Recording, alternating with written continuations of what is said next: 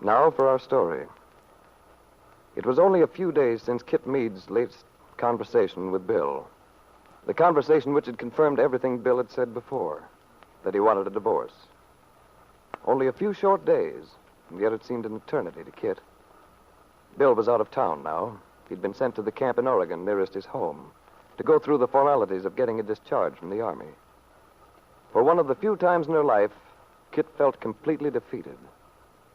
In spite of her careful planning, the months in Malibu when she directed all her energies toward getting possession of Lisa Fenner's baby, she had failed. She accepted that now.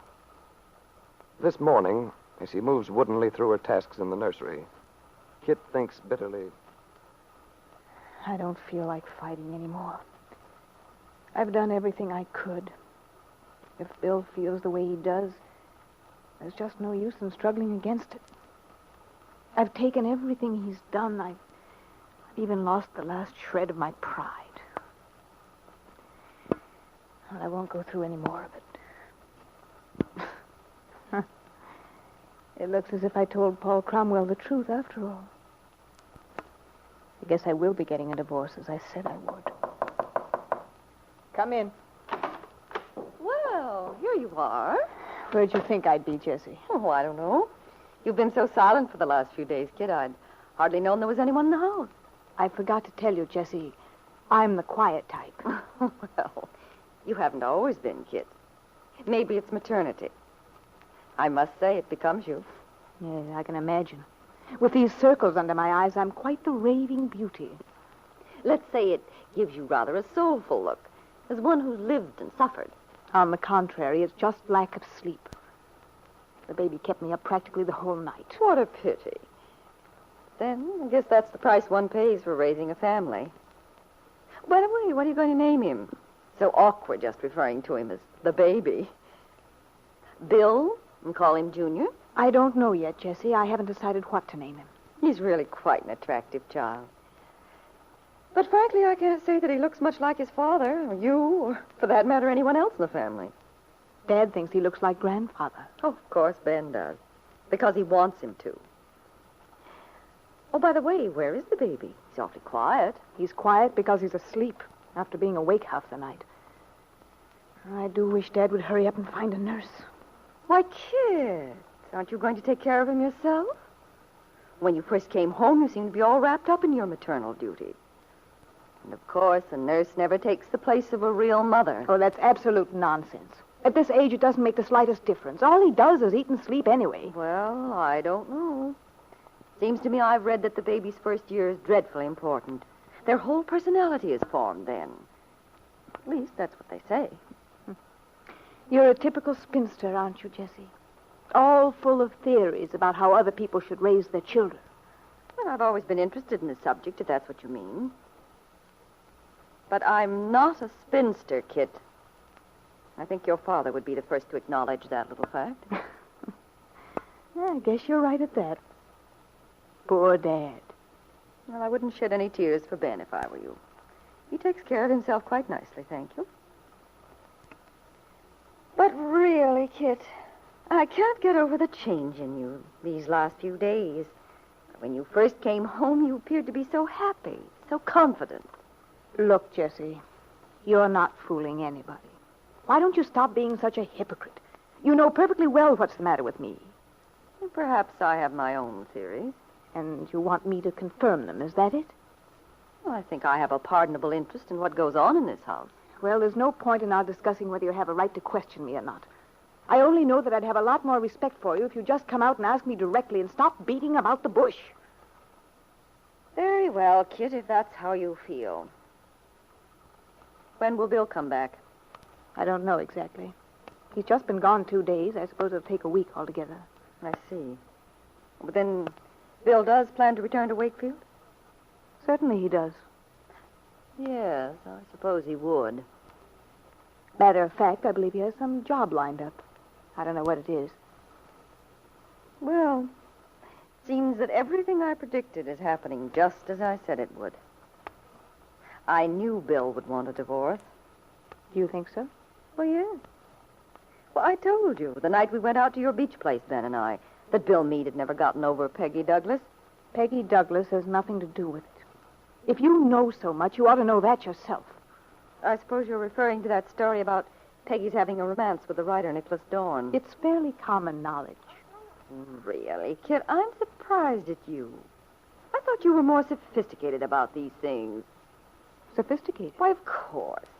You've got a lot of experience. You ought to know how a young girl like Peggy reacts if she's been hurt by a man. But she simply turns right around and shows the world she doesn't care by pretending to be swept off her feet by someone else.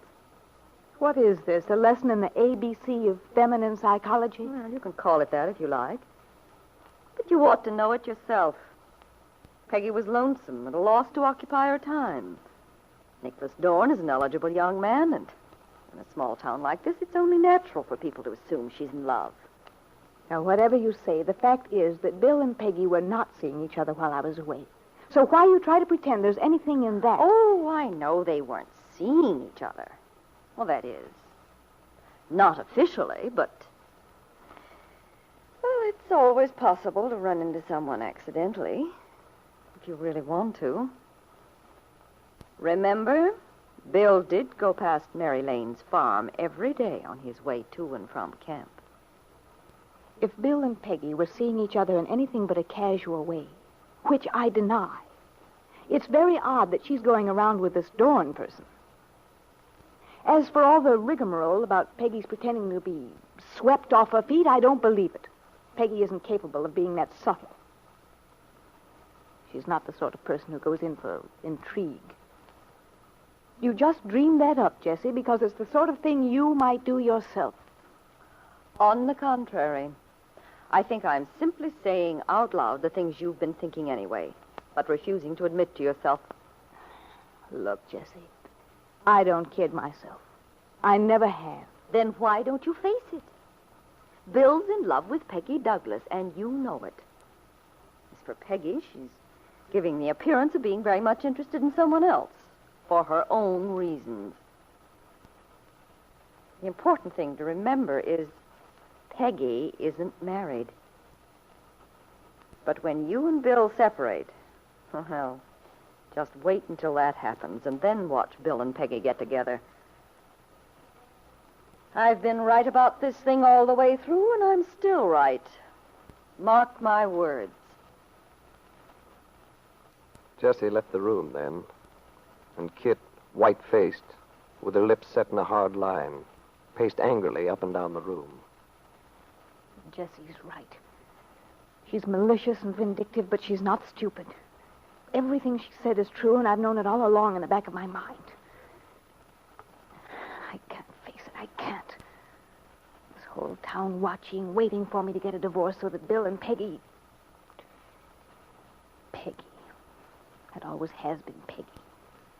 Little Peggy Douglas with her schoolgirlish innocence. The farm boy's ideal in her checked gingham and curls.